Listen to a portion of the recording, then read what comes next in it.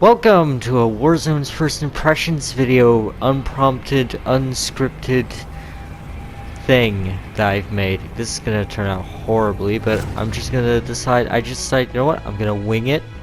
I've been dead, and I have decided to, commit a sort of rebirth. Get it? I'm very clever. So Call of Duty's back, sort of. This game is 2 years old, and I thought with the announcement of Warzone 2, I said, why not? I'll make a Warzone video on the current one.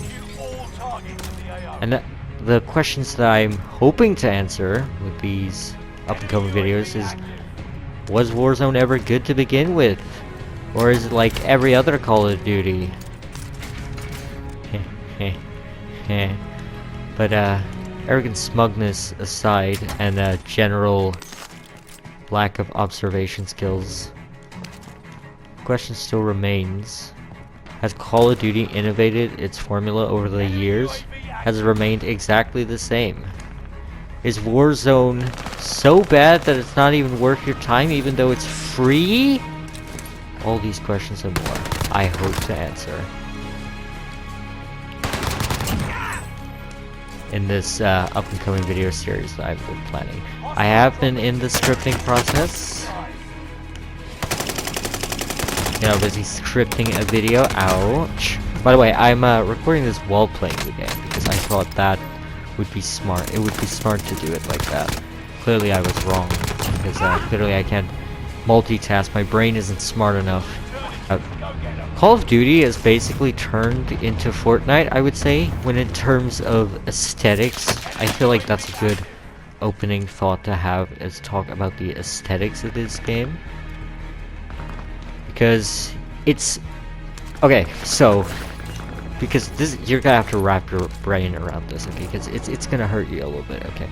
So it's set in World War II, right?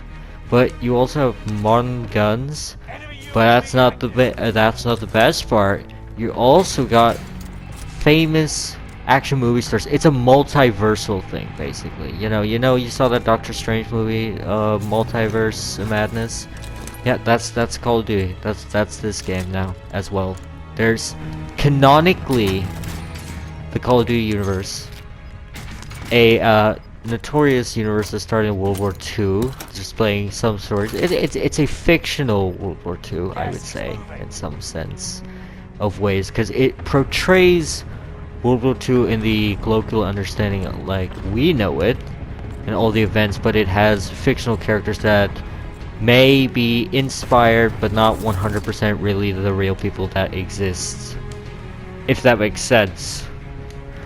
Basically, it portrays reality as it is with these fictional characters that you follow throughout the campaign missions to go with them on a sort of journey, a understanding, showcasing the history, what these soldiers, these men had to go through, the hellish landscapes, the absolute horror stories that was World War II.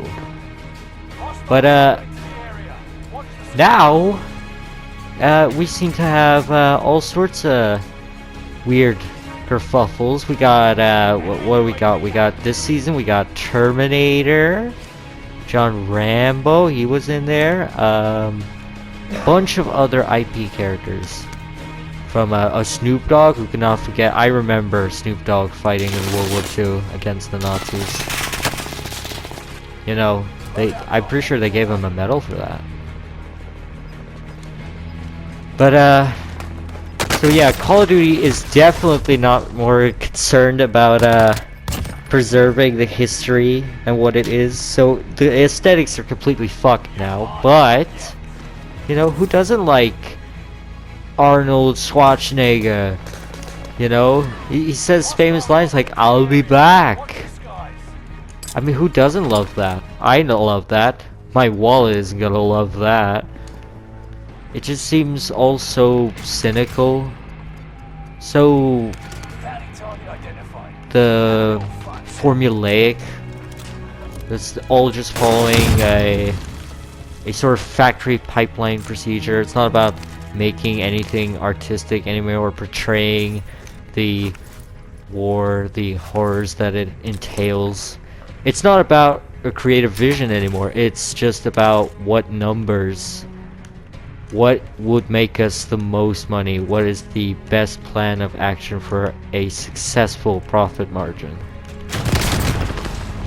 And that just sucks. It sucks to see what was once probably the most famous first-person shooter has turned into this. So I know it seems that I'm late to the conversation, that this seems like a topic that has been talked to death already about Call of Duty and its suckiness. This man is using my loadout, by the way. He literally has the exact same gun I have. I think he literally stole my gun. And literally all of my attachments, unless it's just a super coincidence. Maybe I've been using a very meta build. I don't know. Sorry, I just wanted to comment on that because I thought, what are the odds of that? It's very unlikely. Oh, I see he changed now. Okay. Must have heard me talking about him. But yeah, in any case, so I know it's sometime late to the party about the conversation over Call of Duty, what it's turned into, this amorphous blob, this just cookie cutter, or just doing anything to for revenue and game. I thought I'd talk about Warzone Season 4, I think it is now. The latest update and all the stuff in it. I've really been trying to be charitable, super charitable as I can be to this game. Where I could literally be playing Battlefield 1, probably one of the best multiplayer first-person shooter games, but I decided no. I'll give this a shot. I won't raise my nose as the enlightened intellectual that I am over the plebeian COD players. No, I wouldn't do that. I would give a fair chance to this game. So I really dug in, and I really looked at this game from a critical eye. I'm trying to be very charitable, just analyzing all the mechanics and everything that goes into it, all the metas. And I think one of the main things that a lot of people have been saying, and that's with the maps. I feel like the maps are the thing that really would make or break this game, because the gameplay is basically the same Call of Duty that you know and love. I mean, it's literally been the same for almost a decade, probably at this point now, where the COD formula has just stayed exactly the same, with almost no innovation to gameplay. So, I think a big part, and there's something to talk about that COD formula, but that's going to be a huge branching project that I have. It's going to be covered over multiple videos. So I think for this, what I really want to focus on is the map layout and the design of the map, because I think in its design, it in some ways does a lot of things right, but also a lot wrong.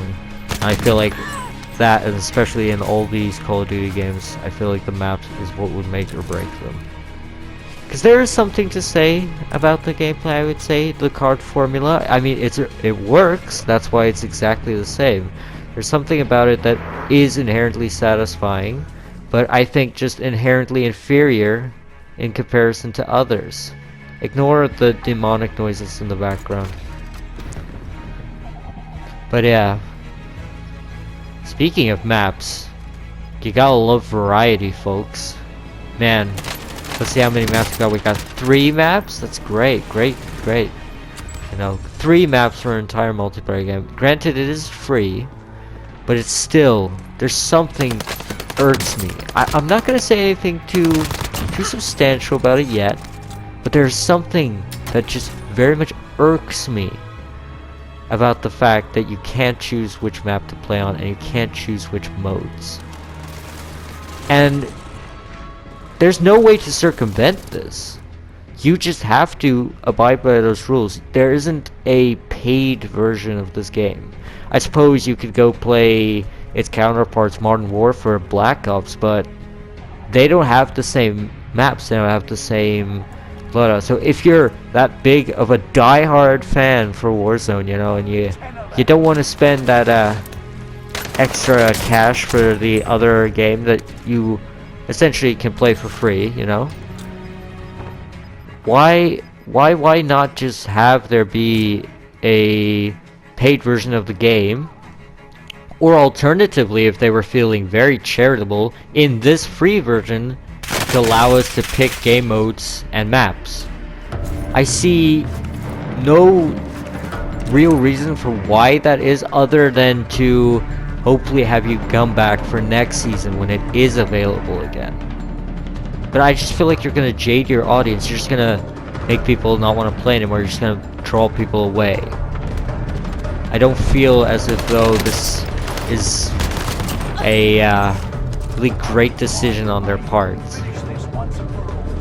to retain attention, because that's what it is with live service. You need to have people constantly play, constantly coming back. I wonder if the subtraction of content, decreasing the number of modes, number of maps, and everything that you can't play, I wonder if that aids to having people come back. So when the next season rolls around, you see, oh, there's the mode I like to play. Gee willikers, I'm not mad that you took it away in the first place. I'm gonna come back. Or is it just people that just don't have any sort of state of income or revenue to play any other Call of Duty game, that they feel as if though they're forced to play these games because it's free, to stick with the what's happening, what's new. I mean, granted, a lot of people from a lot of places over the world will be playing this game just because of the fact that it's free. So it is gonna bring a whole new audience into it, which is a smart idea. You are essentially getting a whole new group of individuals used to Call of Duty that wouldn't have otherwise. And if your prices are cheap enough, you might even get them to buy a skin or two. So isn't that neat? I think the whole model is messy, and I think there is something I fundamentally disagree with, and that's all what I want to cover in the next videos and stuff. And I have been alluding to it, but yes, bring Verdansk back, you bastards! That's all I wanted to say. So this has been a Warzone's first impression. It's a bit rambly, a bit nonsensical, but you know, it's just some thoughts I wanted to get off my chest. And that'll be it for my Warzone's first impressions. Do the YouTube things, share this video, it'll mean the world to me. And thank you so much for watching. See you in a couple of months.